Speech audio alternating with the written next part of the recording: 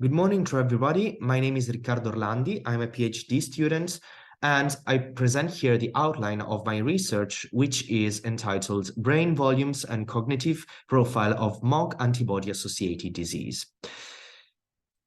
My research interest is in neurology, the branch of medicine which studies the diseases of the brain, the spinal cord that together form the central nervous system or CNS, and of peripheral nerves. In particular, my research is focused on the inflammatory demyelinating diseases of the central nervous system, among which multiple sclerosis is a name that for sure many of you have already heard about. MOGAD, or MOG antibody-associated disease, is another disease of this group. But why these diseases are inflammatory, and what is demyelination? It has been demonstrated that these diseases are determined by the inflammatory process that to a certain extent can be resembled to the one that any of us experience when we have a cold or a flu.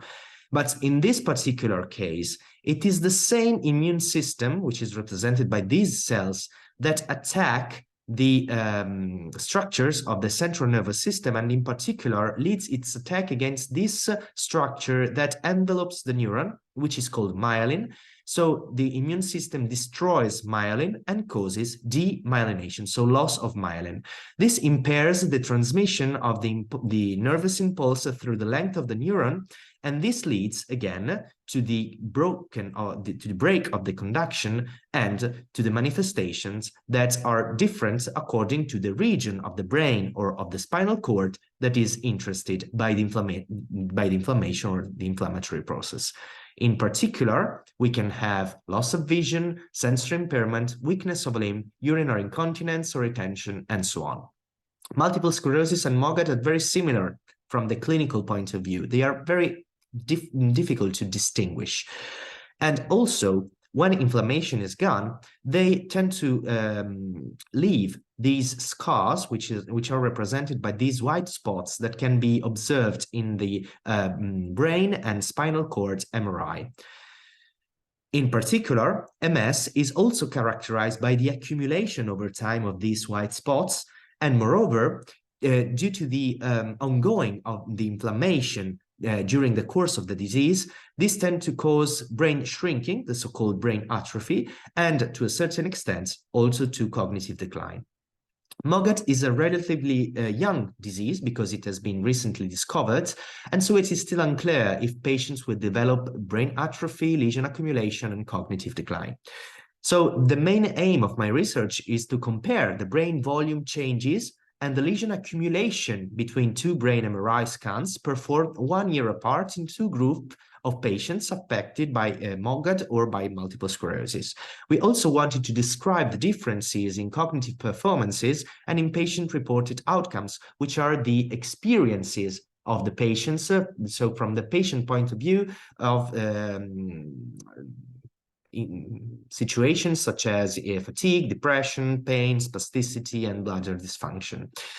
To do so, we do an MRI scan and a clinical evaluation at cognitive assessment at the baseline and after 1 year. And we also use a software to estimate the brain volume changes between baseline and after 1 year, and also to assess the volume of the white spots that you have already observed in the previous slides.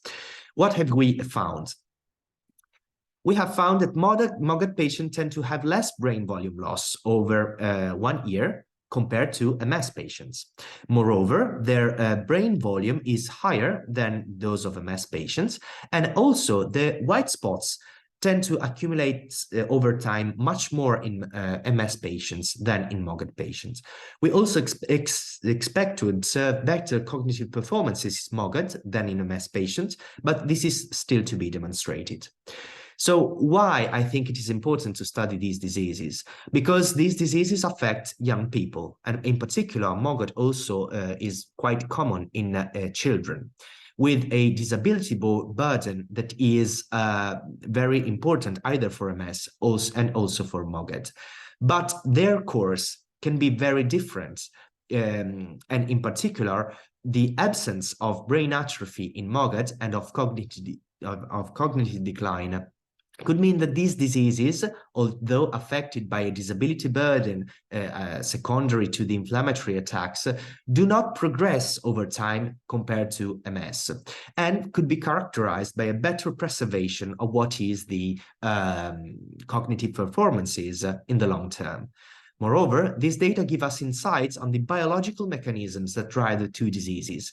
It could be inferred that the inflammation in MOGAS is so-called discrete, with an attack that resolves, while in MS, the inflammation probably continues over time, and like embers under the ashes, leading to the neurodegeneration. Thank you for the attention.